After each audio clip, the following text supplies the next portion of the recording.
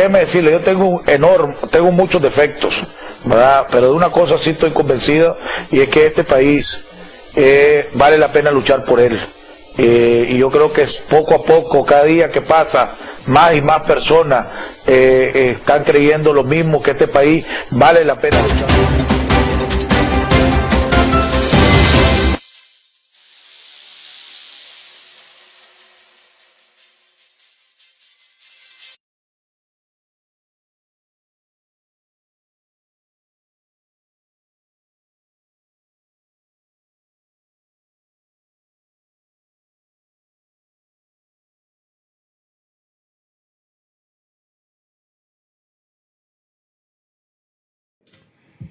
Buenas tardes, amigos nicaragüenses. Gracias por estar nuevamente en su programa Jaime Arellano en la Nación.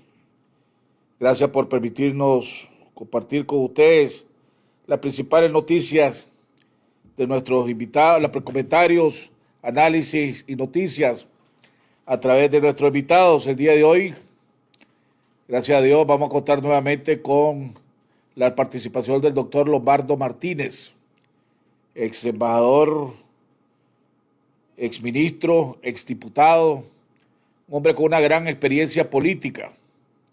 Vamos a estar hablando con él, haciendo un análisis, continuando haciendo un análisis de lo que tuvimos haciendo la vez pasada.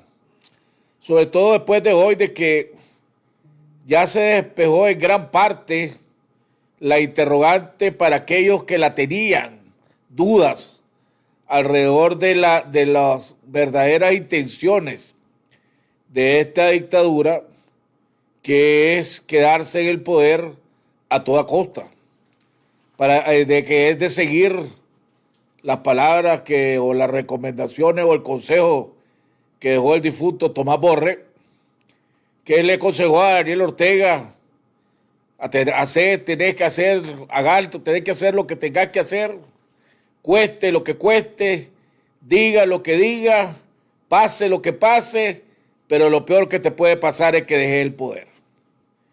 Y ya es una realidad, que para aquellos que dudaban de que Ortega va a seguir apegado a ese consejo de Daniel Ortega, y a pesar del ultimátum que le dio el Parlamento Europeo, a pesar de las sanciones que le impuso, las últimas sanciones que impuso los Estados Unidos, incluyendo el gancho al hígado, que fue las sanciones a Caruna, la dictadura inclusive se adelantó. Todos creíamos que se iba a aprobar el día de mañana, que están citados también los diputados, y más que diputados dirían los empleados legislativos de Ortega, porque eso es lo que hay ahí, empleados legislativos, legisladores o legislativos de Ortega.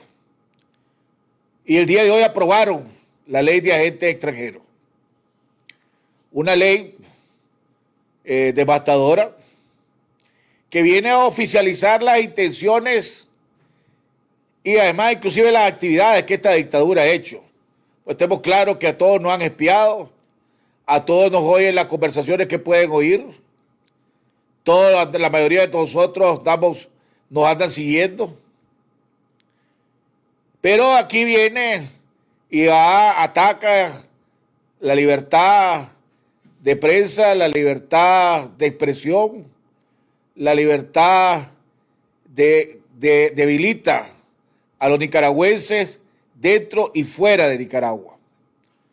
Un día negro, definitivamente, pero un día que debería ser nuevamente, si es que para aquellos que necesitan otro campanazo, para que se den en cuenta de que Ortega no está jugando ni está titubeando, mientras que la oposición o los liderazgos de la oposición o aquellos que se dicen ser líder de la oposición todavía piensan o meditan qué deben de hacer o cuándo lo deben de hacer. Este es un campanazo para el sector privado también, para que entienda el sector privado que Ortega va a seguir destruyendo este país. Ya destruyó toda la institucionalidad, el Estado de Derecho, ha destruido las relaciones básicamente con la mayoría o la gran mayoría de los países del mundo. no hay manera que pueda tener buenas relaciones con ninguna de las organizaciones multilaterales, pero le importa un comino. No le importa que este país lo tenga que atrasar otros 50 años como lo hicieron en los años 80. Entonces la pregunta es, ¿cómo vamos a reaccionar o cómo debemos de reaccionar? Porque aquí la situación sigue empeorándose cada día que pasa. Cada día que pasa hay negocios que cierran. La que no cierran sigue reduciendo su personal. La mayoría está sobreviviendo. Por suerte en el sector agropecuario es el único que todavía se mantiene en buena situación.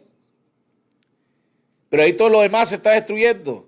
La seguridad en este país cada día va para atrás. No hay prácticamente seguridad. Ayer me estaba comentando, el día de hoy me estaba comentando un amigo mío que vive en la carretera sur, que hace 2 días, antier en la tarde, tipo tarde-noche, uno de esos grupos de vandálicos de los ladrones, ¿verdad? De los verdaderos ladrones. Ya en Carrera me dijo, Edwin, cuidado de decir eso.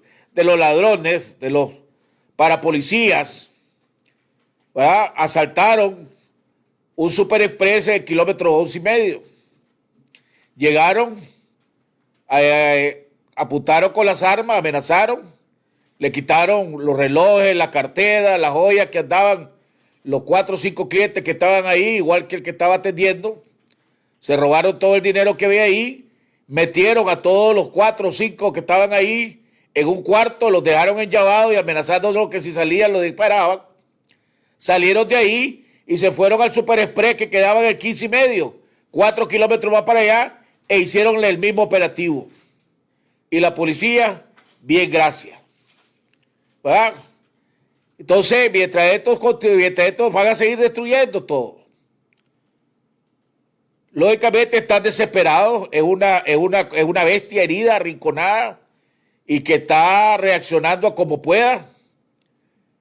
Desesperados, vimos que todavía siguen sin pronunciarse el gobierno alrededor del quiebre de la droga que hizo en El Salvador. 30 millones de dólares a 2 furgones, uno que iba para Guatemala y otro que iba para México, conductores NICA, camiones NICA, placas NICA. Todavía no sabíamos, todavía no se ha pronunciado alrededor qué pasó con Centones Roque y el quiebre que le hicieron de $1,5 millones de dólares en efectivo que llevaba.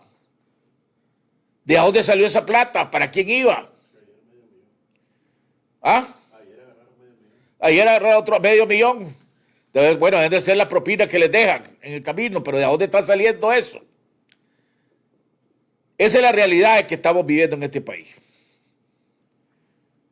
Esta ley le permite a la dictadura, lo más probable es que sea publicada en la Gaceta durante este fin de semana y el lunes, a más tardar, vamos a preguntar al doctor Martínez más o menos cuántos son los tiempos que se tomen tomas normales. Pero la ley le permite, y después de eso que salga publicada en la Gaceta, tenemos 30 días, tienen 30 días aquellos que entran dentro de la facultad de los agentes extranjeros, según ellos, para irse a inscribir.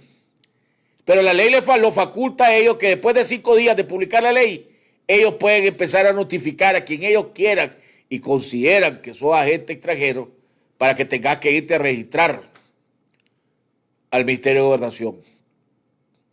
Pero además, o sea, aunque vos te consideres y aparezcas en la lista de excepciones que ellos tienen, le da la discrecionalidad al ministro de Gobernación que en cualquier momento, según su interpretación, puede considerarte que te convertiste en un agente extranjero que perjudica la estabilidad y gobernabilidad de este país. Es increíble lo que estamos viendo, pero esa es nuestra realidad. Vamos a ir, antes de ir al corte para platicar después con nuestro invitado, el doctor Lombardo Martínez, vamos a continuar, como todos los días, con la lectura que nos recomendó el padre Tomás, que en realidad refleja la situación que estamos viviendo nosotros los nicaragüenses, que estamos luchando contra una dictadura asesina, una dictadura despiadada, contra una pandemia que gracias a Dios no ha tenido las repercusiones que todo el mundo calculaba que íbamos a tener, pero que tampoco son las mentiras que saca el Ministerio de Salud a través de sus reportes. Y una dictadura satánica que en su desesperación no tuvo más que recurrir y oficializar y hacer pública su pacto satánico con la actividad que realizaron el 19 de julio junto con la creación del pentagrama que hicieron. La lectura de Efesios 6, versículo de 10 al 20, la armadura de Dios. Por lo demás, hermanos míos, fortaleceos en el Señor y en el poder de su fuerza, vestidos de toda la armadura de Dios para que podáis estar firmes contra las acechanzas del diablo. Porque no tenemos lucha contra sangre y carne, sino contra principados, contra potestades, contra los gobernadores de las tinieblas de este país, contra huestes espirituales de la maldad en las regiones celestes. Por tanto, tomad toda la armadura de Dios para que podáis resistir en el día malo y habiendo acabado todo, estar firme. Estad, pues, firmes, ceñidos vuestros lomos con la verdad y vestidos con la coraza de justicia y calzados los pies con el apresto del evangelio de la paz. Sobre todo, tomad el escudo de la fe con que podáis apagar todos los dardos de fuego del maligno y tomad el yelmo de la salvación y la espada del Espíritu, que es la palabra de Dios, orando en todo tiempo con toda oración y súplica en el Espíritu y velando en ello con toda perseverancia y súplica por todos los santos. Y por mí, a fin de que al abrir mi boca me sea dada la palabra para dar a conocer con denuedo el misterio del Evangelio, por el cual soy embajador en cadenas, que con denuedo hable de él como debo de hablar. Amén. Vamos a un cambio y regresamos con nuestro invitado, el doctor Lomardo Martínez. Nicaragua, sí me importa. Por Nicaragua. Soy capaz de escuchar. Conferencia Episcopal de Nicaragua.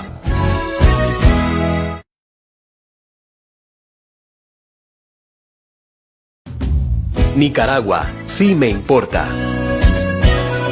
Por Nicaragua. Soy capaz de escuchar. Conferencia Episcopal de Nicaragua. Andrea jugaba Play con su novia en casa. Ahora juegan Play, cada uno en su casa. María celebraba su cumpleaños con sus amigos más cercanos. Hoy lo celebra con todos. Carmen preparaba su clase desde casa. Ahora desde casa da su clase. El mundo está cambiando y en Claro seguiremos con vos. Por eso te damos el internet más rápido de hasta 200 megas de velocidad, 250 canales con 44 HD y 200 minutos línea fija para estar conectado donde y como querrás. ¡Claro que sí! Recomendaciones para seguir protegiéndonos del COVID-19. Lávate las manos con agua y jabón y utiliza alcohol gel. Utiliza siempre mascarillas. Guarda una distancia de 2 metros con las demás personas en reuniones y lugares públicos. En el transporte, desinfecta las áreas de contactos. Evita las actividades sociales y las conversaciones innecesarias. Si tiene fiebre o síntomas respiratorios, quédate en casa. Este fue un mensaje de Ciudadanos por la Libertad. Bueno, amigos televidentes, estamos de regreso en la segunda parte de nuestro programa. Ya está con nosotros vía Skype el doctor Lomardo Martínez. Doctor, es un honor nuevamente tenerlo en el programa. Gracias por haber aceptado la invitación. Quiero decirme que cada vez que lo tengo, la gran mayoría de nuestros televidentes nos piden que lo tengamos lo más frecuente posible. Así que gracias por hacernos el favor de compartir su experiencia y análisis con todos los televidentes que nos piden que esté con nosotros. Muchísimas gracias. Gracias, doctor Arellano. ¿Me oye, por favor? Sí, te lo estamos oyendo. Sí, lo oigo, doctor. Ahora yo no lo oigo a usted. Antes lo estaba oyendo, ahora ya no. Quítame. Ahora sí. ¿Me oye? Sí, ahora sí. Ok.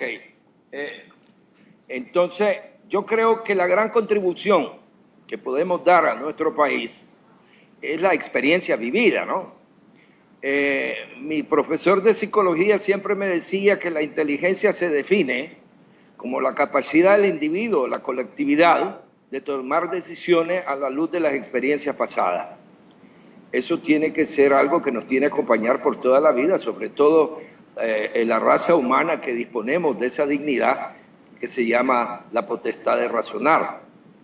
No, yo creo que los problemas que estamos viviendo van a encontrar una solución racional, porque hoy el nicaragüense pensante no es el nicaragüense del 1979. Hoy hemos tenido acceso a la información, hemos tenido acceso a las teorías políticas. Esta ley que se acaba de aprobar, la ley de agentes extranjeros, los intentos de hacer pasar esa ley pienso que no son nuevos. Creo que se dio en el pasado. Pero tenemos que recordar, es claro que el sandinismo, la pandilla sandinista, orteguista, que se ha adueñado del aparato estatal, no creo que están interesados en defender la soberanía, porque su práctica política lo demuestra, que no es que están interesados en defender la soberanía, sino de fortalecer su poder, de fortalecer su gobierno. Pero esta ley, en un país como el nuestro, que históricamente ha sido muy vulnerable a las agresiones de los imperios, un día fue el imperio español, otro día fue el imperio inglés, otro día fue el imperio americano, otro día es ahora el imperio ruso y el imperio chino. Es una ley que, si usted quiere, con un gobierno que defienda los intereses nacionales, los intereses de la nación, podría tener alguna lógica. Pero claro que la lógica de la soberanía no es la que domina el sandinismo. Pero hay que recordar que existe también una disposición legal en este país que manda a subsidiar los gastos electorales a los partidos que participan en los procesos electorales. Eso está definido por la ley. Y de eso han vivido muchos de estos partidos que, con buena o mala razón, les llaman ahora partidos zancudos. Entonces, esta ley la van a aplicar un Consejo Supremo Electoral totalmente controlado por la pandilla que domina el Estado. Entonces, la discusión en el futuro no es ceder absolutamente a la no reforma de la estructura del Consejo Supremo Electoral. Eso es clave. Tiene que cambiarse para poder aplicar la ley y que cada partido venga subsidiado y reciba. También creo que existe una ley que define la cantidad de publicidad que cada partido tiene que tener en las diversas televisiones y medios de comunicación que maneja el Estado. Y es claro que estos medios de comunicación están en manos de la pandilla que controla el Estado. Pero la ley es clarísima para los procesos electorales. Entonces, quienes van a negociar con el gobierno en el futuro no pueden ceder en manera absoluta a la reestructuración del Consejo Supremo Electoral, es decir, de un consejo que garantice la aplicación de la ley y, naturalmente, la reforma total de la ley electoral. Pero esta no es una ley que va a regular el Consejo Supremo Electoral. Esta es una ley que va a regular el Ministerio de Gobernación. Y el artículo primero, doctor, dice: la presente ley tiene por objeto establecer el marco jurídico de regulación aplicable a las personas naturales y jurídicas nacionales o de otra nacionalidad que, respondiendo a los intereses y obteniendo financiamiento extranjero, utilicen esos recursos para realizar actividades que deriven en injerencia de gobierno, organizaciones o personas naturales extranjeras en los asuntos internos y externos de Nicaragua, atentando contra la independencia, la autodeterminación y la soberanía nacional, así como la estabilidad económica y política del país. Si usted me permite, doctor Arellano, la ley pretende asfixiar a los partidos políticos en el financiamiento que viene desde afuera. Esa es la intención principal de la ley. Y a los medios de comunicación y a los organismos no gubernamentales. Naturalmente que sí. Y no es una ley que nos inspira confianza viniendo de donde viene.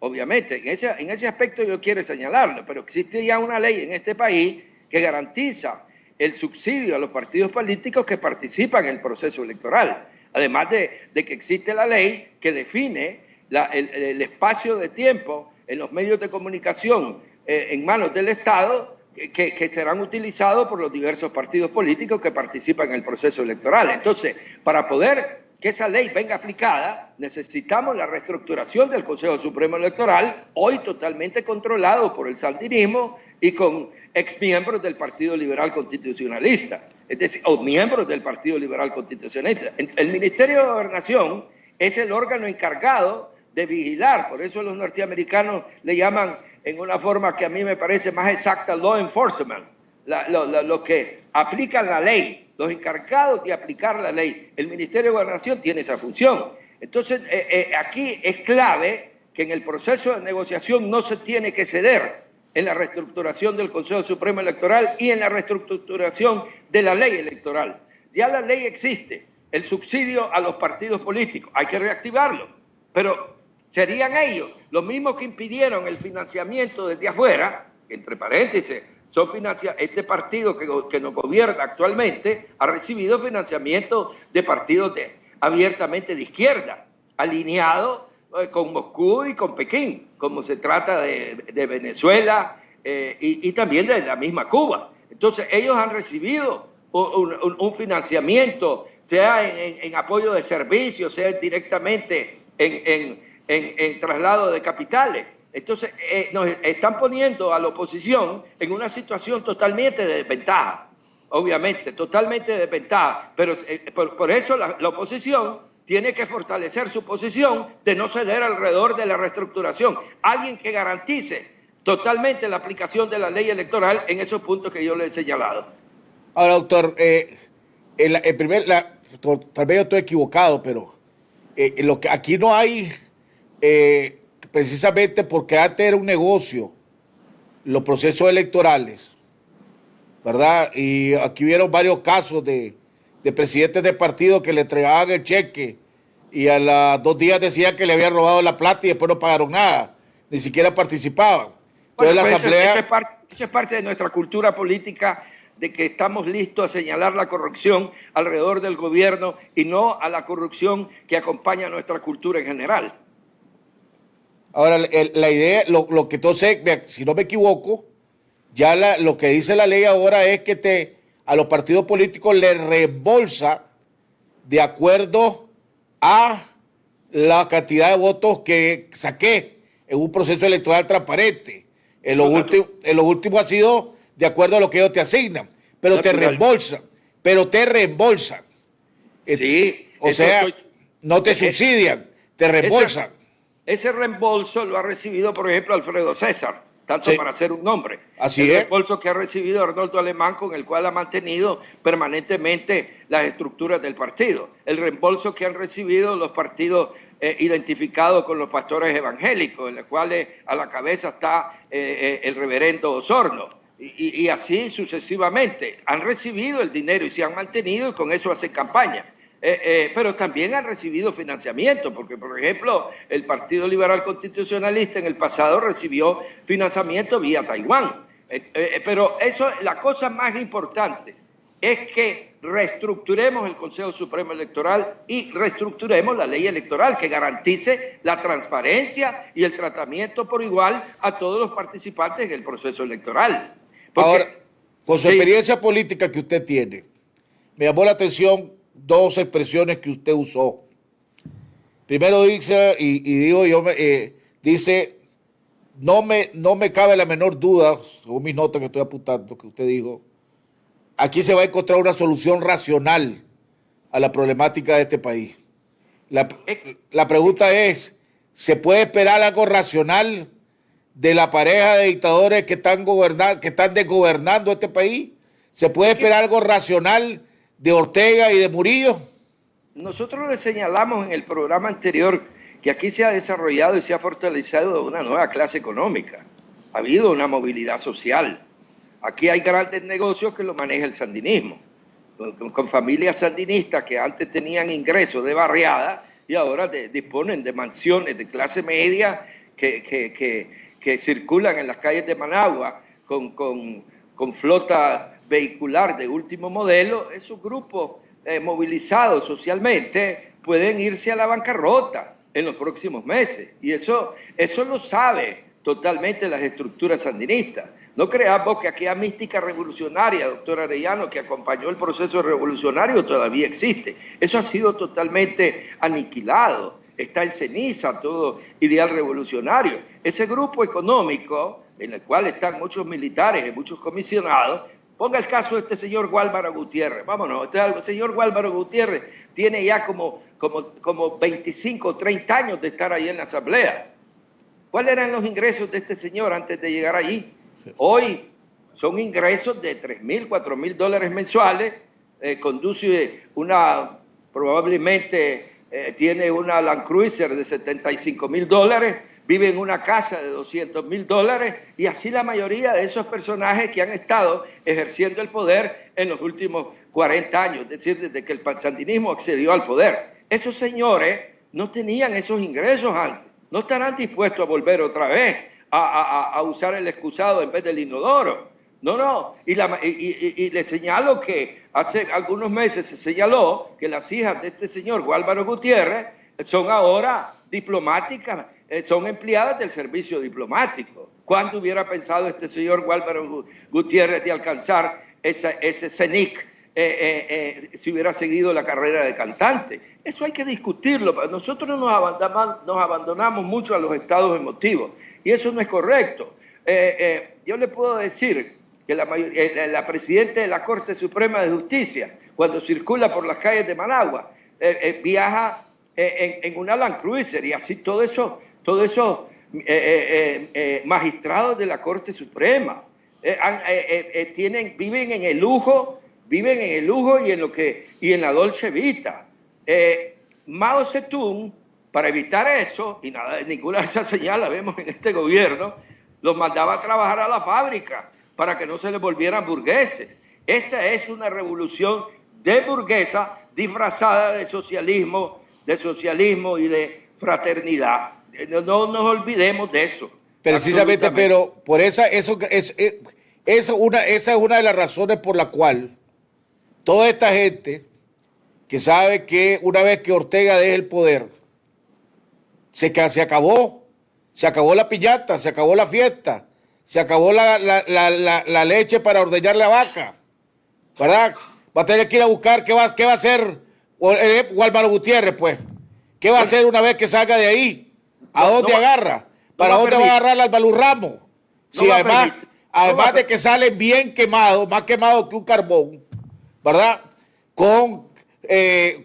Señalado por todo el mundo, para los delitos que tienen aquí adentro.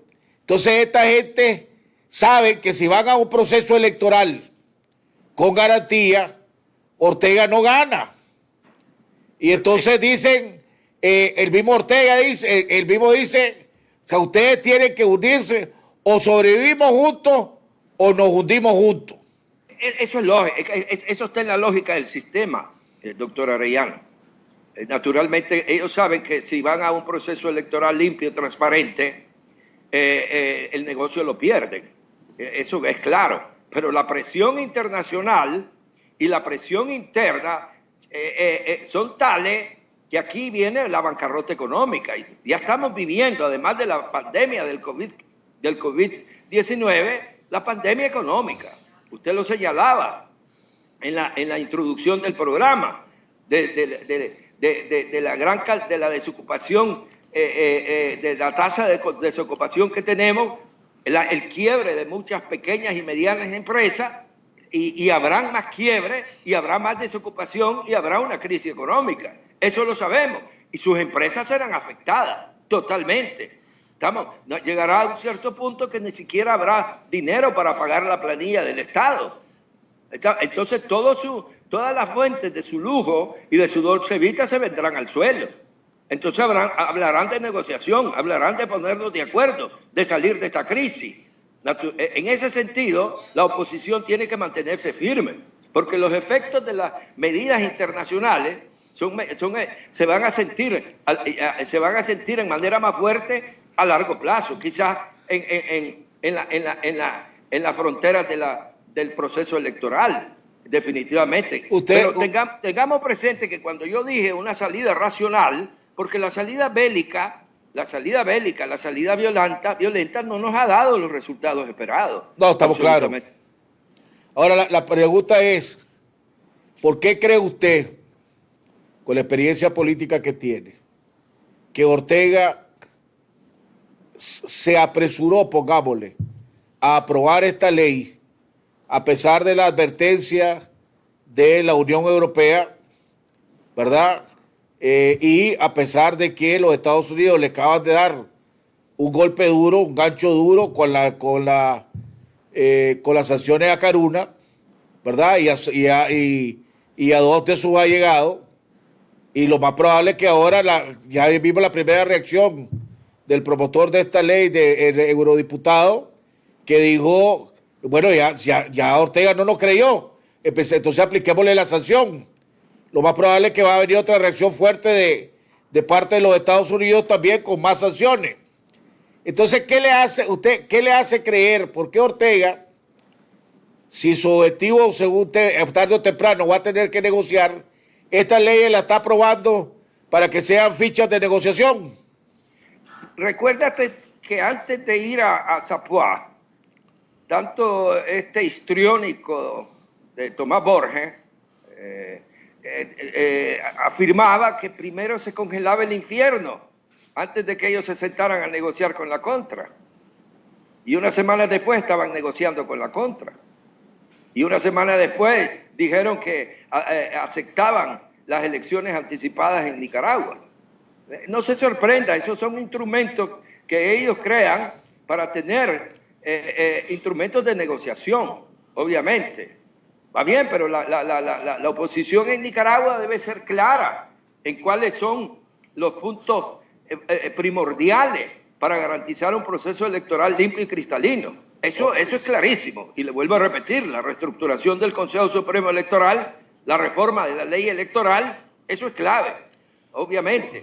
Ahora, no se olvide que el sandinismo no solamente está creando leyes, sino está creando opositores. No se olvide, está creando opositores. Es sorprendente, por ejemplo, que mucha de esa violencia que observamos, en el pasado la vimos, que esa violencia giró alrededor de gente que hoy son sandinistas abiertamente. No perdamos eso de vista. No, pero independientemente de esa estrategia que ya está carcomida por el uso y que ya todos lo conocemos, bueno, volvamos al punto clave para que podamos tener elecciones libres y transparentes, que es la reestructuración del Consejo Supremo Electoral.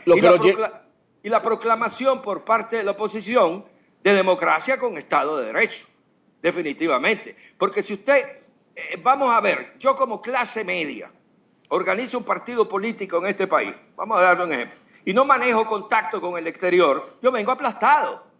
No solo el sandinismo viene aplastado, si usted quiere, al sandinismo no le importa para nada la soberanía nacional, pero piensa en un partido de clase media que realmente represente los intereses. Eso lo hemos vivido históricamente en este país.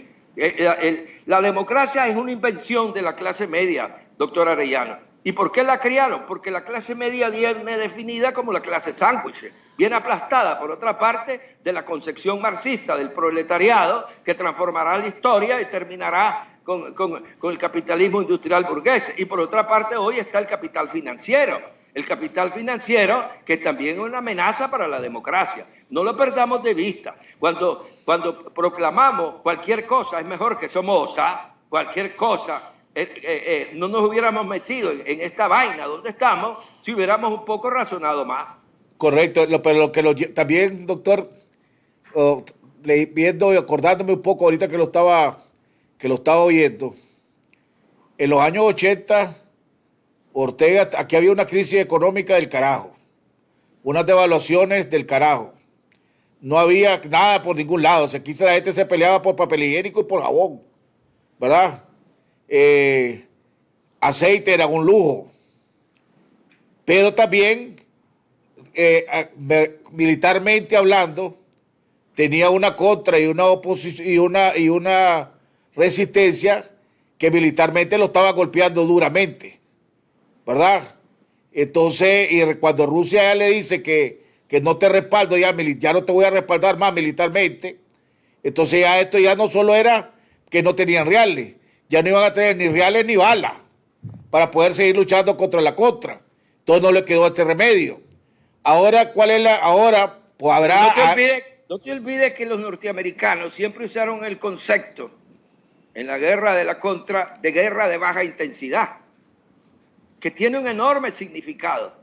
Pareciera que con esta guerra de baja intensidad no querían desmantelar el sandinismo, sino que subordinarlo a otro proyecto político. Y lo realizaron y lo obtuvieron, porque después del 90, aquí vino la democracia con una economía liberal plena totalmente. Entonces, no te olvides que la guerra de baja intensidad no tenía, me parece a mí, la intención de desmantelarlos totalmente. Ahora Ortega se encuentra aislado, ¿verdad? Se encuentra con una crisis económica. Él, en lo personal, tiene una fortuna de más de 3.000 millones de dólares, ¿verdad? Pero tiene los mismos, podríamos decir los mismos, si es verdad lo que dice la Fiscalía de los Estados Unidos. Este país es el trampolín de la droga, de los carteles de droga que salen de Colombia, Venezuela, Nicaragua para el norte, ¿verdad? Entonces, y ya sabemos la cantidad de plata que manejan los carteles de droga, ¿verdad? Entonces, esos 30 millones de dólares, por ejemplo, que acaban de aparecer de droga en El Salvador, quebraron 2, ¿verdad? Imagínate cuánto habrá pasado. ¿Cuánta plata le estará dejando la droga a este gobierno, según los señalamientos de los Estados Unidos? Entonces la pregunta es, ¿cuánto tiempo más va a poder aguantar Ortega? ¿Verdad? Esto y lo otro que me quiero preguntarle también, porque que él ha sido esta plata, supongamos que haya una negociación, que Ortega se le doble el brazo y va a negociar. Y entonces la palabra negociar es yo te doy y vos me das. ¿Verdad? Y viene Ortega y te dice, hombre, yo quiero la seguridad para mí, mi familia, para mis allegados, y que no me toque lo que es mío, no me lo toque, pues, entre comillas, lo que es mío. ¿Verdad? ¿Estará quién liderazgo de la oposición? ¿Tendrá lo que las gallinas ponen para aceptar ese acuerdo? ¿Y respaldará el pueblo de Nicaragua ese acuerdo?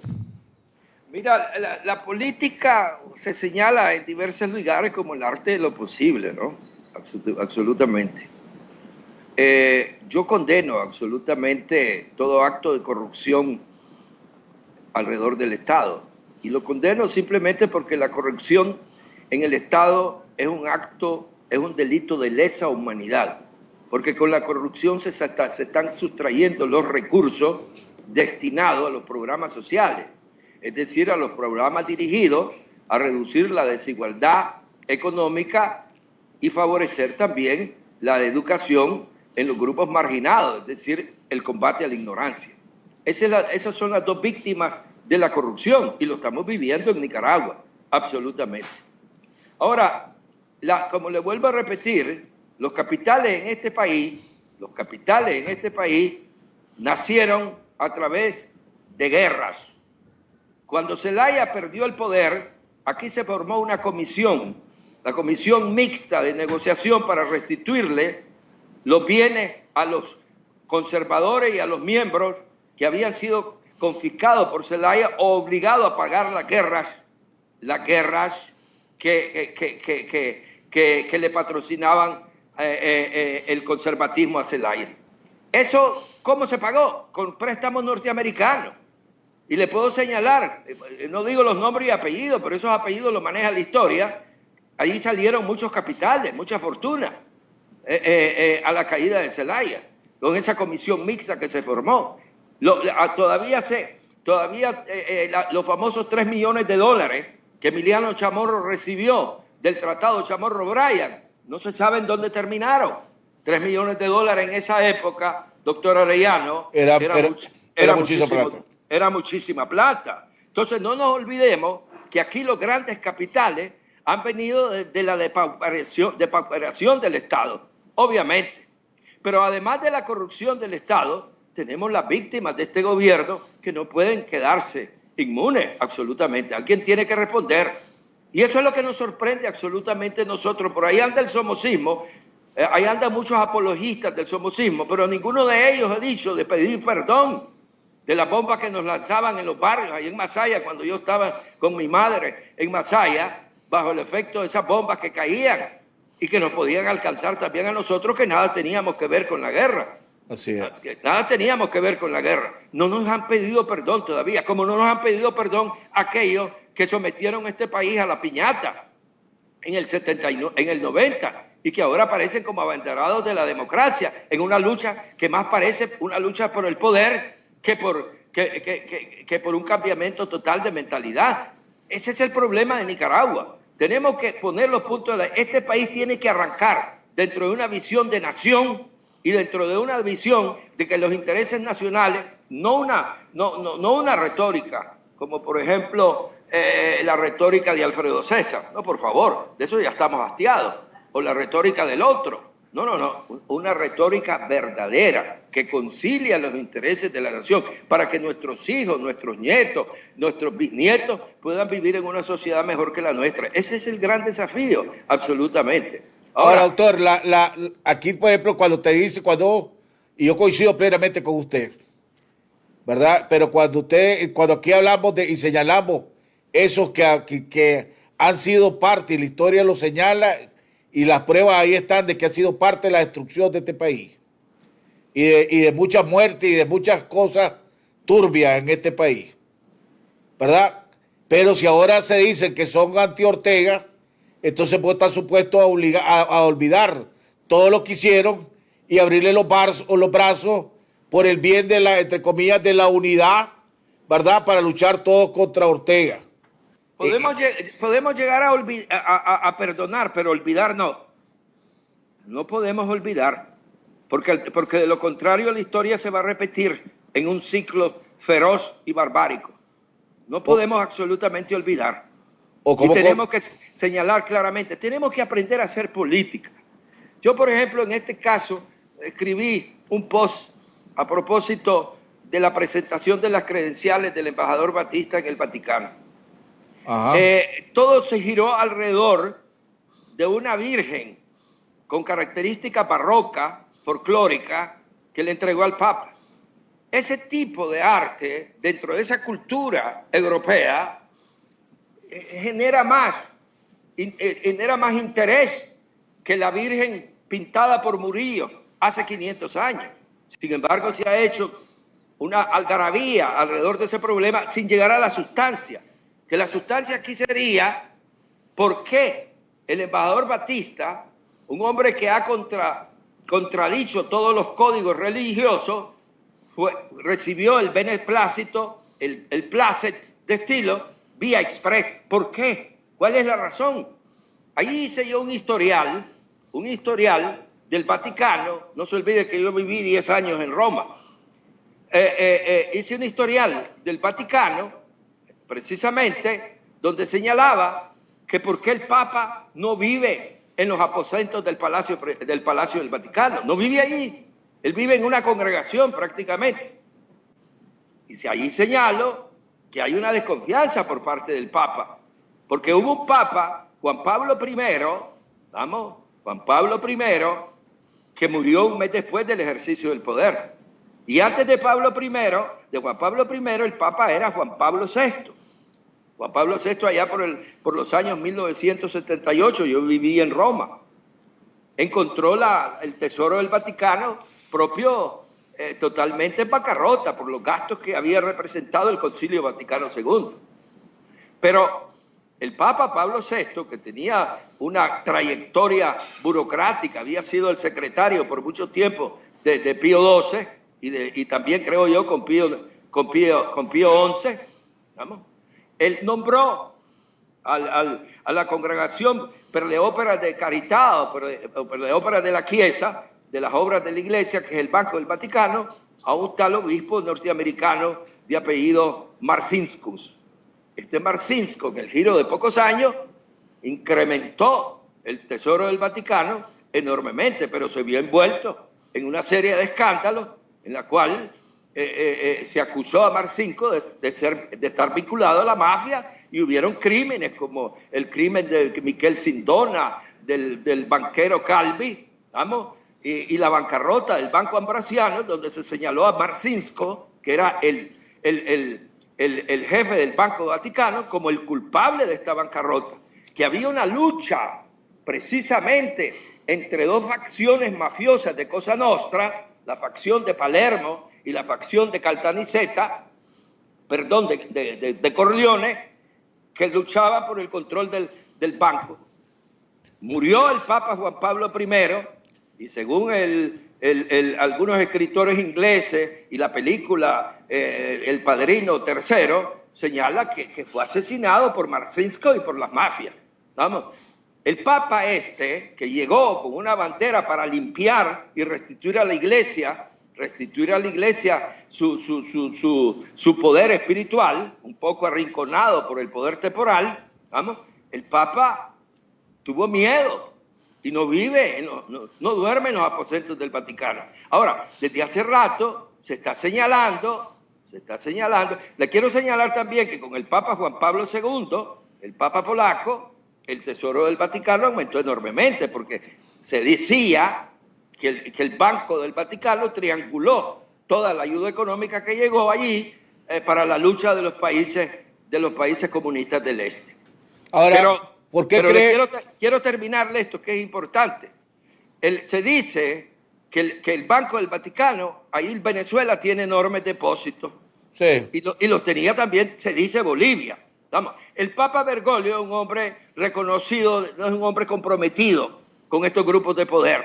Es un hombre honesto que está luchando contra la mafia y lo ha demostrado, y le puedo dar algunos ejemplos. Hace una semana despidió a un cardenal, que era su mano derecha, por malversación de fondos, y además se le acusó de un hecho gravísimo a este cardenal, de haber patrocinado el juicio en contra del cardenal austríaco, que fue condenado por pedofilia, que era la mano derecha de Bergoglio, y que era el encargado de terminar con estos grupos de poder que históricamente han controlado la curia romana, la curia vaticana. Pero le quiero señalar, ¿por qué no nos preguntamos si el perfil del embajador de Venezuela actualmente en el Vaticano coincide con el perfil de Batista, un experto en investigaciones financieras? Es la buena pregunta. Le hago la pregunta a usted. Mi pregunta es, ¿por qué cree que lo haya aceptado y hizo tan rápido, tomando también en cuenta que Batista es un excomisionado de la policía, comisionado general, estaba en línea para ser jefe de la policía si Bolaño no lo ha apartado, pero además él defendió el actuar de la policía en los asesinatos de abril del 2018 para acá. Él públicamente salió defendiendo a la policía y la ha defendido. Totalmente de acuerdo, doctor Arellano. Quizás no me expliqué bien o no me puse atención. Dije que el placer se le había dado, no obstante que Batista viola todo catecismo religioso. No, por eso mismo la pregunta es, ¿por qué cree que lo hizo? La hipótesis mía es esta, de que el Papa necesita apoyo de la América Latina. Y si nosotros descubrimos que el embajador de Venezuela es un experto en control financiero, en peculado y este tipo de ilícito que se da en la curia vaticana, bueno, el Papa se siente un poco desprotegido, porque no se olvide que él es argentino después de todo, y que el Papa anterior, el alemán, el más grande teólogo que ha producido la Iglesia Católica en los últimos tiempos, él no aguantó el ácido prácticamente, sí, no pudo. Tiró la toalla. Enfrentó a una serie de escándalos, inclusive su secretario hizo circular documentos que eran documentos de orden privado. La situación es interesante porque nuestra cultura es una cultura católica, una cultura religiosa, y no se maneja aquí la información apropiada para que la gente se haga un juicio clarísimo de ciertos actos, porque de lo contrario aquel que quiere que no llegue la información, quiere cambiar a Ortega por otro como él. Y eso lo tenemos que evitar en este país mientras nos quede vida. Con ese análisis que acaba de hacer, y entramos a otro tema, pero fue interesante, por todos los conocimientos que usted tiene. Eso me hace la pregunta. ante todos estos acontecimientos que están pasando en el país, hemos visto al Vaticano callado y hemos visto al nuncio aquí en Nicaragua callado. No, pues nunca ha sido un hombre que hable mucho, pues, pero ha estado bien callado, no se ha pronunciado nada. No ha dicho que ver, estoy equivocado, no ha dicho nada, no ha dicho que las leyes le preocupan, no ha dicho que las leyes son un atentado contra la libertad de expresión, que es un atentado, no ha dicho nada. Eso es parte de ¿qué? De un acuerdo entre el Vaticano y Ortega. El Vaticano tiene serios problemas desde el punto de vista de su paquete ideológico. Por ejemplo, el presidente Trump, y no quiero pues involucrarlo porque es un asunto de un país extranjero, pero los Estados Unidos son el país que históricamente están vinculados a nosotros y están en nuestro territorio. Por lo tanto, no podemos ser indiferentes a sus procesos electorales. El presidente Trump levanta la bandera de ser el defensor de la civilización occidental y que el señor, que es el candidato por demócrata, de los demócratas, detrás de él está lo que se llama el nuevo orden mundial. Y ese nuevo orden mundial favorece el aborto, favorece los matrimonios homosexuales. Y todo eso está presionando para que se eliminen los estereotipos de género a través de un proceso de educación, es decir, programas educativos donde al niño desde los primeros años se les enseñe a no asimilar estereotipos de género. Cada quien escoge su sexo de acuerdo a cómo se siente. Ese es el nuevo orden que se señala. Y detrás de ese programa lo que se pretende es reducir la población del mundo. Porque Ortega es antiaborto y lo ha enfatizado con mayor claridad en los últimos meses, precisamente para llamar la atención del Papa y para llamar la atención de Trump, porque detrás de Trump están pues los puritanos del Mayflower, para darle un ejemplo histórico. ¿Qué pasa? Pues que eso salió también de un acuerdo que Ortega hizo con Obando, ¿verdad? Cuando Obando sintió que estaba siendo atacado por Bolaño, y entonces el niño que llora y la china que lo pellizca, Obando ya se fue y hizo la alianza con Ortega, y ahí donde salió también después el compromiso y que revirtieron la ley del aborto terapéutico, pues. Recuérdese que el aborto de todo tipo lo manejaban los sandinistas en la época de los 70. Correcto. De los 80. Ellos tenían su clínica. Así es. Y hasta el nombre la tengo en la mente, donde se practicaba libremente el aborto. O sea, las clínicas Chichén, algo así. Ichen, algo así. Lo dice usted. Entonces, ¿qué pasa? Que la bandera antiabortista de Ortega aparece más tarde. Aparece más tarde cuando encontró la conveniencia política. Aparte el hecho que el aborto en nuestro país no es un problema, porque no tenemos problemas de población. Eso lo tiene, por ejemplo, Italia, con 80 millones de habitantes. Lo tiene Inglaterra. Lo tiene la China, por ejemplo, con 1.200 millones de habitantes, porque el aborto no fue introducido respetando valores éticos, valores morales. Se pensó en políticas de población. En Nueva York está la Family Planned Parenthood, donde gasta billones de dólares en promover y favorecer el aborto desde hace 30, 40 años. Sí. Entonces, no caigamos en romanticismo de la época de Víctor Hugo para levantar la bandera del aborto. Las mujeres son instrumentos de estas campañas para reducir la población. Porque son instrumentos como son también los homosexuales. Nosotros nunca hemos tenido nada contra los homosexuales en este país, pero ahora quieren matrimonio, y eso es un gran golpe para el Vaticano. El matrimonio heterosexual rompe el monopolio del matrimonio homosexual, que es la base de la convivencia cristiana, doctora Arellano. Así y eso es. no lo discutimos aquí, absolutamente. Hay que señalarlo, porque hoy, con esta fácil comunicación digital que existe, el pensamiento de Londres, el pensamiento de Pekín, el pensamiento de Moscú, lo podemos perfectamente captar a través de sus medios de comunicación y lo podemos debatir, porque nosotros somos una estructura muy vulnerable a la fuerza extranjera. Aquí no esperemos que si mañana rompemos con los norteamericanos, los chinos y los rusos nos vienen a resolver los problemas. No han resuelto los problemas de Cuba. Usted vea la miseria como vive Cuba en ese modelo. No nos abandonemos en eso. Pero tampoco apoyémonos en fuerzas extranjeras para resolver nuestros problemas.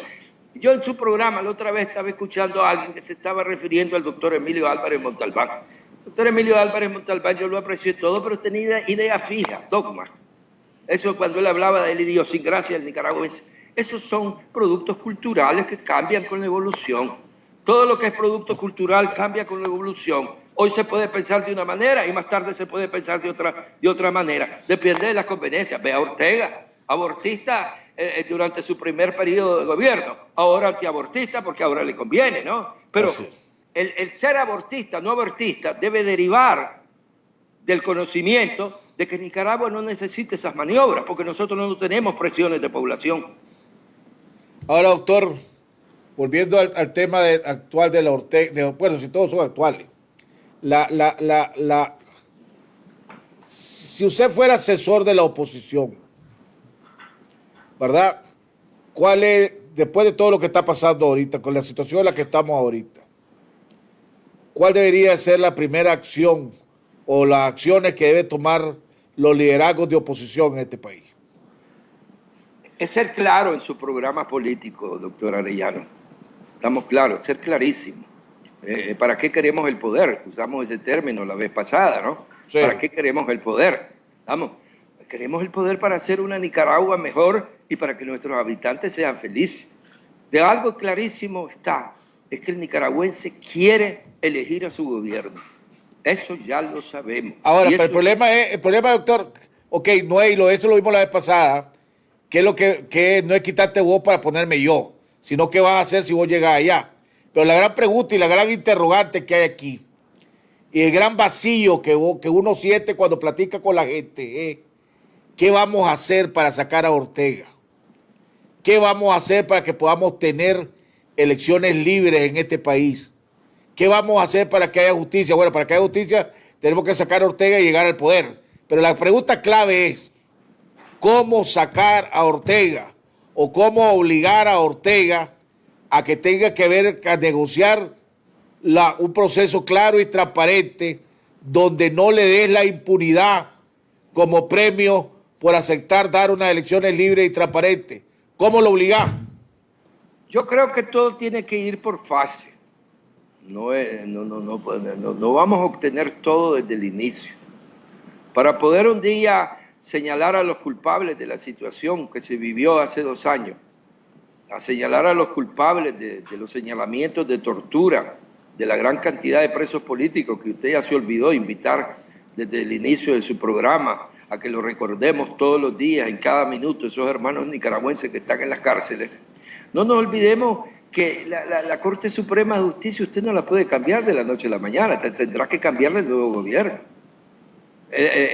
Todo el sistema de jueces tendrá que cambiarle el nuevo gobierno, absolutamente. El presidente de la República no tiene esa facultad para cambiar la Corte, la facultad la tiene la Asamblea Legislativa, porque es la Asamblea Legislativa que nombra a los miembros de la Corte Suprema, es la Asamblea Legislativa que nombra a los miembros de la Contraloría General de la República, los que nombra a los directores de policía.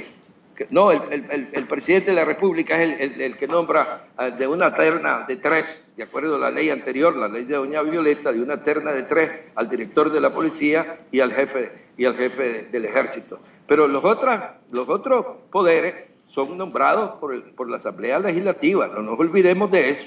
Ahora, ¿cuál podría ser que comencemos a hablar de una Asamblea Constituyente? Vamos. En vez de elecciones, se ha hablado en el pasado de una Asamblea Constituyente encargada de reformar totalmente la Constitución y actualizarla. Bueno, pero eso serán los políticos y los ideólogos que pueden tomar en cuenta esa idea, pero no es que nosotros, el cambio de Ortega no significa totalmente el cambio de la estructura. No, yo estoy claro, pero la pregunta, doctor, es cómo llegar a sacar a Ortega o cómo obligarlo a aceptarse a negociar. Si Ortega, asumamos que uno es Ortega, yo estoy en el poder, tengo las armas, tengo la policía, tengo una oposición que hasta el momento no tiene el respaldo de la mayoría de los nicaragüenses, porque las encuestas te dicen que el 70% de los nicaragüenses no respaldan nada ni ninguna propuesta que hay ahí. Entonces, por lo tanto, tener una oposición que no tiene el respaldo ahorita de la mayoría de los o un liderazgo de oposición, pongámosle así, porque la oposición somos todos los que no estamos de acuerdo. Un liderazgo de oposición que no tiene. Entonces, yo sé que si doy elecciones libres, las pierdo. Entonces, si la pierdo, caigo preso o me quitan todo y todo lo demás. Entonces, mejor digo yo, aquí hasta que me saquen. Entonces la pregunta es, ¿cómo lo sacamos? Que no sea conflicto armado. Tenemos que encontrar dos negociadores. Uno que negocia a partir de ahorita y otro que negocia a partir del ejercicio del poder. Son dos negociadores que necesitamos, no uno. Pongámosle, este momento estamos en situación de desventaja. Okay, totalmente. Pongámoslo ahorita, pongamos un negociador, el primer negociador, ¿verdad? Uno le da, supongamos, siempre cuando uno da a un negociador, le dice, ok, vos tenés estos parámetros en los que te puedes mover.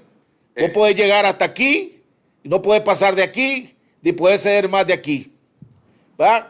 Ese primer negociador, ¿qué cree usted que le puede ofrecer a Ortega para que le interese llegar a convocar a negociar?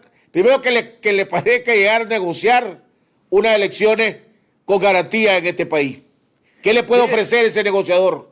Bueno, doctor Arellano, la historia es nuestra maestra. La presidenta Violeta Barrios de Chamorro, al inicio, se encontró en la dificultad de separar del cargo a Humberto Ortega del Ejército, pero más tarde lo hizo.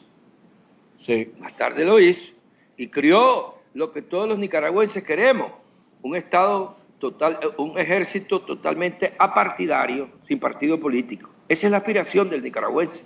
Esa fue la idea que tuvo la invasión de los marines nuestros cuando se fueron. Crearon un ejército y la disposición del ejército que se crió era que mitad eran conservadores y mitad liberales, que eran encargados de garantizar los procesos políticos manteniéndose al margen. No lo hicieron porque aparece este señor que yo lo llamo una especie de gángster, que es Anastasio Somoza García, que se adueña. Pero doña Violeta lo hizo, separó a Humberto Ortega y creó un ejército que en el curso del tiempo estaba tomando los rasgos de un ejército nacional, ya no un ejército partidario. Ya hay esa experiencia en el pasado. ¿Por qué no lo podemos hacer nuevamente? Pero es cuando ella ya llegó al poder. Bueno, ahora, ella llega al poder porque Ortega no le queda más, porque está arrinconado militarmente, está arrinconado económicamente y los padrinos ya no le están apoyando. ¿Va? Ahora, ¿cómo hacer para que Ortega llegue a ese escenario como llegó al escenario de que tuvo que negociar? ¿Cómo hacemos ahorita? Con la paciencia. La bancarrota de sus seguidores, de la clase económica que han criado. Además, este ejército que usted ve es el producto de un proceso revolucionario, definitivamente. No es una familia que hizo este ejército. Es un ejército que yo conservaría, le advierto.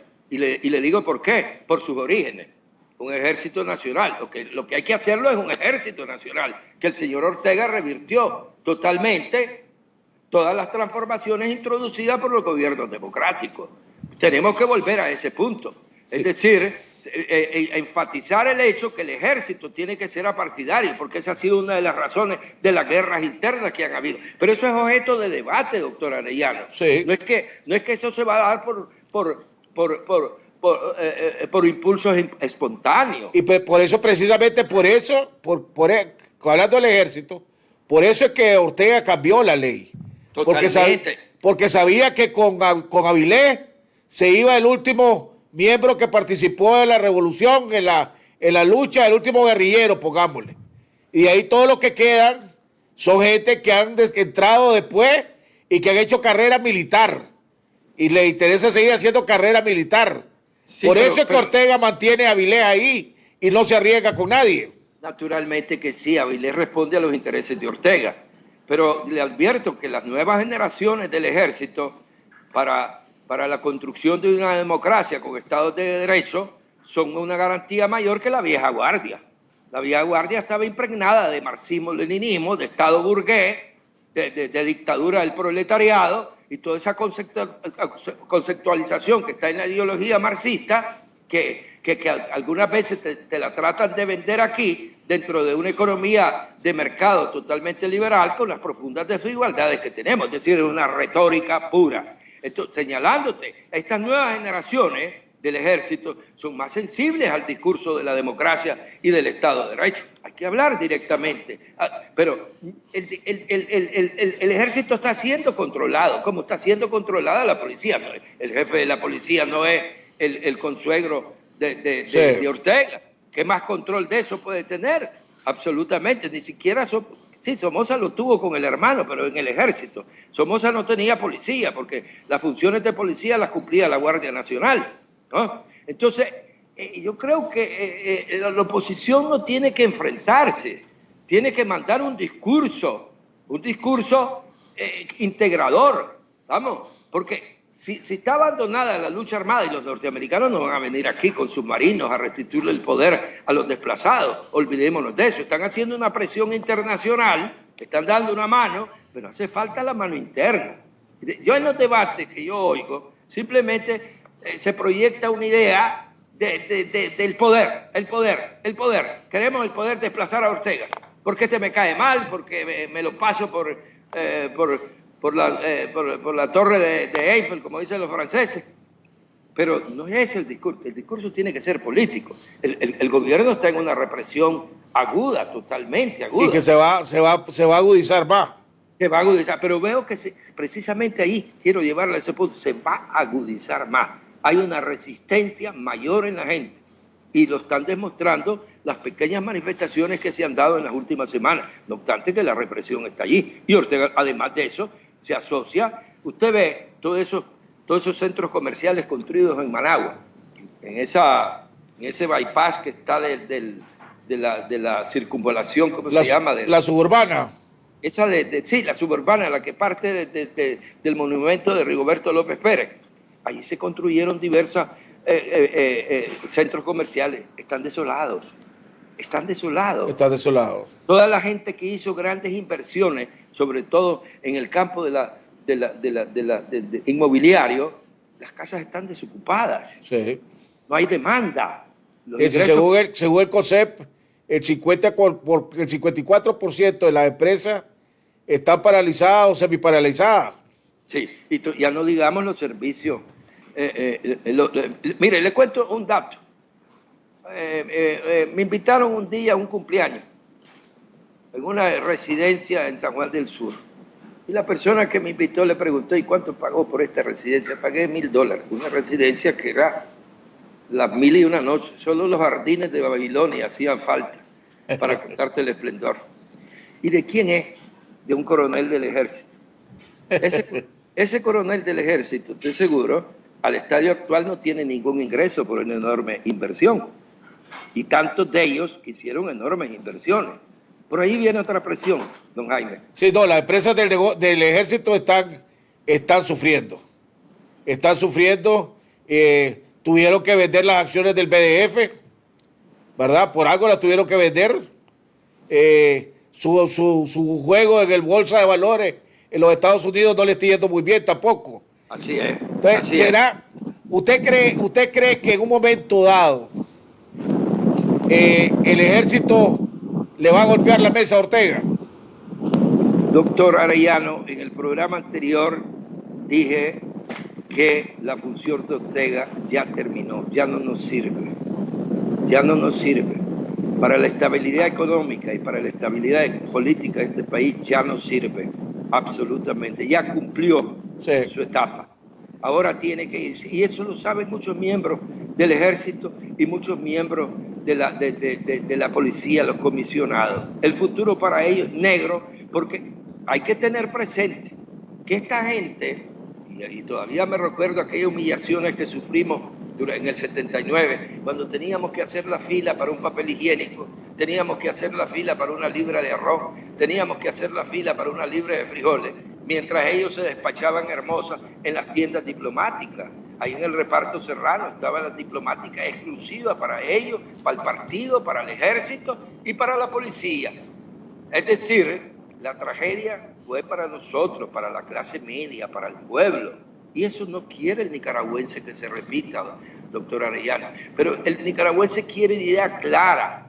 ¿Qué queremos para el futuro? Porque votamos a Somoza, que nos dio una estabilidad económica, porque no lo podemos negar, una estabilidad económica y una estabilidad monetaria, si bien es cierto, nos confiscó y nos sustrayó por 40 años nuestros derechos políticos y nuestros derechos humanos. No podemos negar que había una estabilidad económica, y lo mandamos a su casa. Lo mandamos a su casa para vivir experiencias tan negativas como fue la insurrección de la contra, como fue hoy el gobierno de Ortega, aferrado totalmente al poder para mantener un grupo de élite que se nutre de los bienes del Estado. Doctor, para terminar, la gente que nos está viendo, sobre todo los nicaragüenses que están aquí en Nicaragua,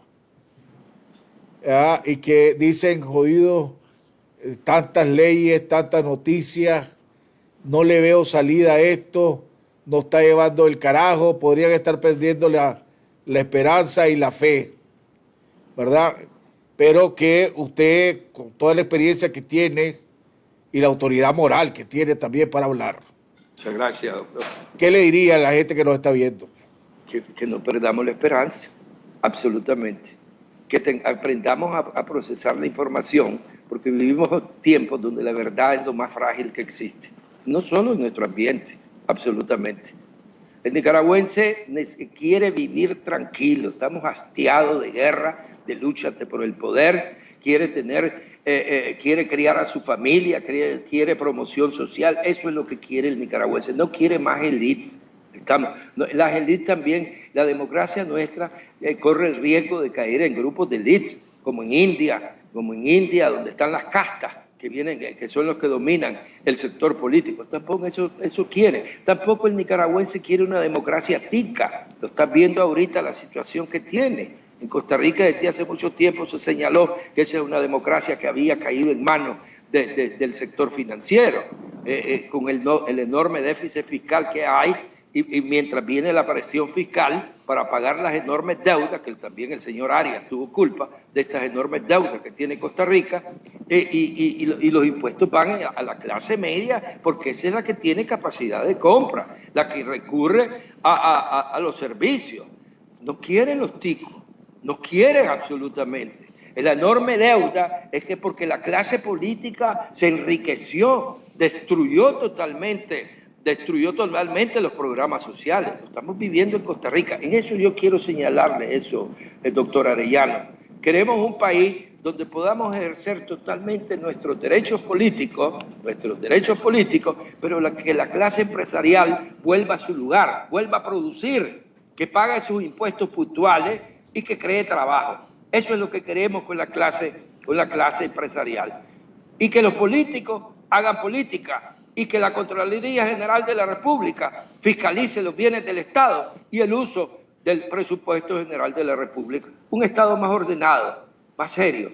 Eso que decían anteriormente, creo que el doctor Álvarez Montalbán era uno de los que decía, en Nicaragua es el país donde el corcho se hunde y el hierro flota. ¿Cómo es que decía ese proverbio, doctor Arellano? Donde el corcho se hunde y el plomo flota. Bueno, esa es una expresión que a mí me repugna, porque es condenarnos absolutamente al desorden, y el desorden se aprovechan todos estos cuatreros que se adueñan del Estado. Ahora, perdón, yo sé que ya había dado su comentario final, pero la vez pasada me puse a reflexionar, y lo comenté aquí, creo que fue con Enrique Sáenz, que el nuevo gobierno Sí, la dictadura Ortega Murillo ha sido peor que un terremoto, ¿verdad? Porque aquí no hay nada, donde uno toque sale pu. O sea, no hay ninguna institución sana, no hay ninguna institución, no hay ningún ministerio sano, no hay ningún del poder del Estado sano. Aquí hay que cambiar la Corte Suprema de Justicia, hay que cambiar el Consejo Supremo Electoral, hay que cambiar la policía, hay que cambiar la Contraloría. Todos los ministerios son un desastre. Hombre, ha destruido todo. Inclusive estábamos comentando la vez pasada, y no sé si quiere, voy a usar de usted unos 5 minutos más, si me lo permite. Bienvenido, doctor. Pero, por ejemplo, y decía, y me llevaba la referencia, porque usted tocó el tema tempranito, habló sobre la educación. Y decía aquí el Monseñor Silvio Fonseca, vicario, que es vicario de la familia y fue vicario de educación, que una de las estrategias de toda dictadura es destruir la educación y mantener un pueblo ignorante. Porque un pueblo ignorante o un pueblo no educado es un pueblo más vulnerable. Y entonces lo estamos viendo cómo la dictadura ha destruido la educación en este país hasta el punto que ahora, para colmo, decidieron suspender los exámenes de admisión en las universidades. Porque estaban saliendo, porque hace unos años era tal vez el 2-3% que pasaban los exámenes de admisión, después lo pusieron más flojos, y como ahora ya creo que ni el 2% está pasando, decidieron, hombre, no hay examen de admisión. Aunque sea bruto, vení aquí, brother. ¿Verdad? Porque esto está creando gente que no le está permitiendo desarrollar. Pues si ahora en los colegios, lo decían los maestros independientes la vez pasada, aquí los agarraban los chavalos y los mandaban a la fiesta, a rotondear, a las actividades, y si pasaban las actividades, te ponían 10. Entonces, si llegaba y te daban los 200 pesitos, yo estaba haciendo guasa la vez pasada, pero si llegaba, te daban los 200 pesitos, y si sabía contar, ya pasaba 10 en matemática. ¿Va? Si decía, viva mi comandante, ¡pah! Ya pasaba en gramática. Y si decía, viva la revolución para siempre, ya pasaba en filosofía. Y entonces, ¡bah! Ya listo para la universidad. Y en la universidad te reciben para que siga siendo más bruto, pues. ¿Me entendés? Entonces, ¿qué piensa usted? Bueno, o sea, cuando se llegue al poder, cuando logremos sacar a Ortega, donde volvamos a ver, vamos a tener que reconstruir este país. ¿O estamos equivocados? Mire, es que este gobierno es una contradicción colosal. Es decir, países como, vamos a tomar el caso de China, su enorme desarrollo técnico-científico.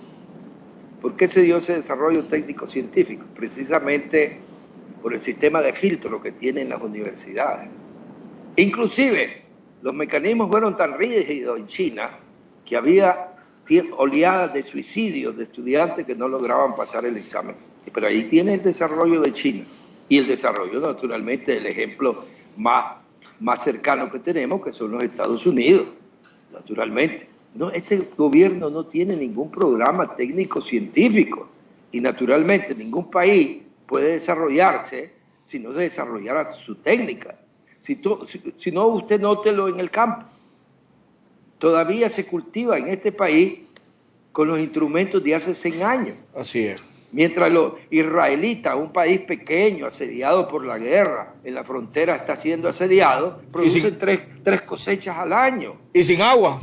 Y sin agua. Y ahí tienen, ya criaron la manera de producir. Un gran país es Israel. Tenemos mucho que aprender de Israel, porque los árabes, con todo respeto a los árabes, están en la misma situación nuestra, atrasados mentalmente, en la ignorancia más absoluta, aferrados totalmente a concepciones religiosas que iban bien en la Edad Media y no iban bien en los tiempos que vivimos. Pero volviendo a este punto, ¿cómo vas a descuidar ese aspecto del desarrollo técnico-científico, que es donde van a salir los cuadros dirigenciales mañana, tanto del sector privado como del sector público? Porque también el Estado necesita reformarse, el Estado necesita facilitar los mecanismos de operatividad, ¿no? Como en muchos países. Pareciera que en este país hemos caído en la improvisación generalizada, totalmente generalizada. Lenin decía una frase, no construimos el socialismo, construimos el socialismo, que es lo que estamos viviendo aquí.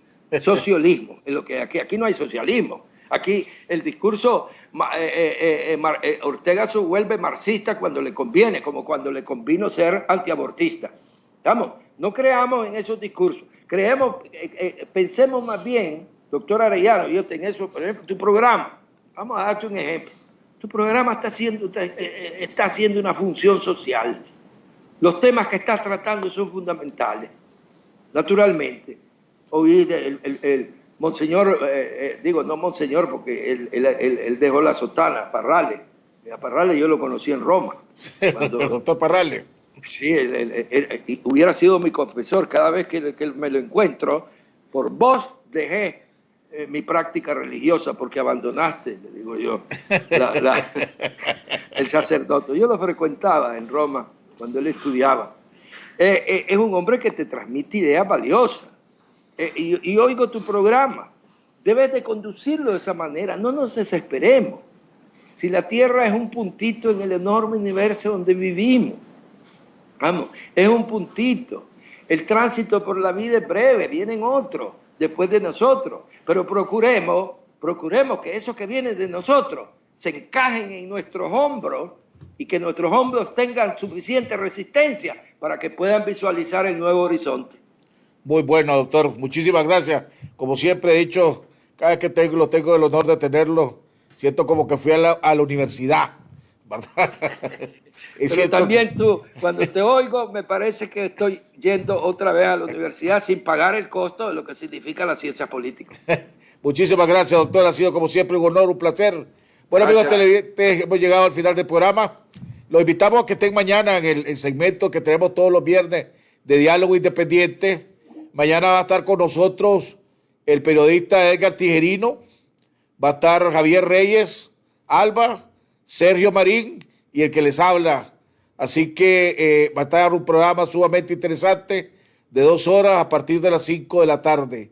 Y mientras tanto, a pesar de todas las barbaridades que está haciendo esta dictadura, tenemos que estar claros de que la están haciendo porque cada día están más arrinconados, porque cada día están más solos, porque cada día están más desesperados, porque mientras este pueblo mantenga su perseverancia, su inteligencia, su compromiso, ¿verdad? Esta dictadura no nos va a poder doblegar. Y si a eso le agregamos que Dios está con nosotros y Dios nos está protegiendo y nos está bendiciendo, hombre, la verdad de la cosa es que tenemos que tener paciencia. Hay que tener paciencia, hay que tener firmeza, hay que tener dignidad. Porque la verdad es que estos se van.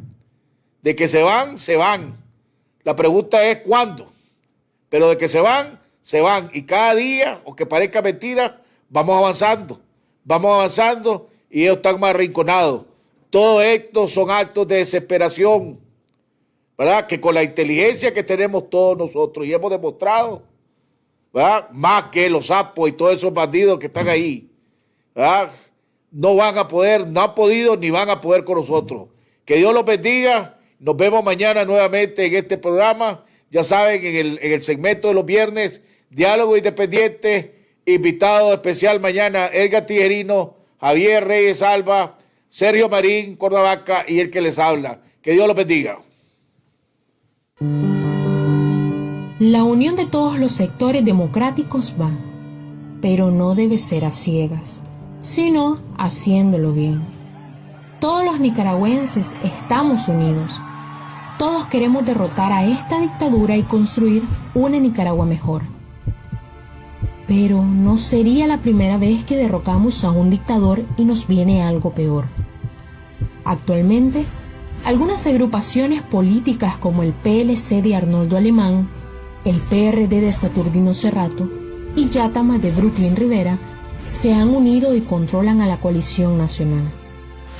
Los tres han sido aliados del Frente Sandinista en la historia reciente, Alemán con el pacto, Cerrato respaldando la reelección de Ortega y Brooklyn siendo parte de la Alianza Unida Nicaragua Triunfa. El MRS también tiene fuerte incidencia en la coalición nacional. Este movimiento está plagado de disidentes del frente, quienes fueron responsables directos de las barbaridades al pueblo de Nicaragua de los años 80.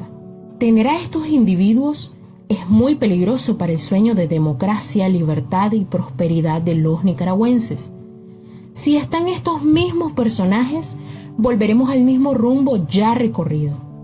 Y para colmo, los sectores que encabezaron la rebelión de abril son una minoría en esta coalición. Una coalición nacional es la mejor salida, pero debe ser una alianza democrática, libre de pacto, de corrupción y de comunistas.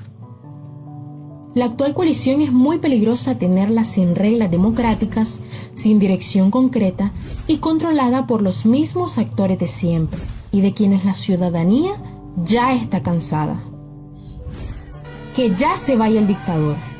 En eso estamos todos totalmente de acuerdo. Pero, ¿qué tendremos después? Lo mismo se quería cuando Somoza, la empresa privada, apoyó las protestas. El pueblo en general se desbordó después de la muerte de Pedro Joaquín Chamorro. Pero el sandinismo quería llegar por las armas y apartó a los otros sectores para imponer su agenda oculta. La agenda oculta es esa parte oscura que no vemos, las verdaderas intenciones que tiene una persona o grupo y que solo las conocemos hasta que es demasiado tarde para nosotros. Así nos ocurrió en los años 80 y lo peor es que el mismo pueblo apoyó a los dictadores de hoy. No solo es decir, únanse todos sin saber qué podemos esperar después. No podemos permitir que este proceso de transición sea solo un relevo de la izquierda y la continuidad de los caudillos corruptos. Que una vez más el 38% domina el 62% de la población. Debemos luchar contra el caudillismo si queremos vivir en democracia. No todo el que se viste de azul y blanco es un demócrata. Por sus frutos los conocerás.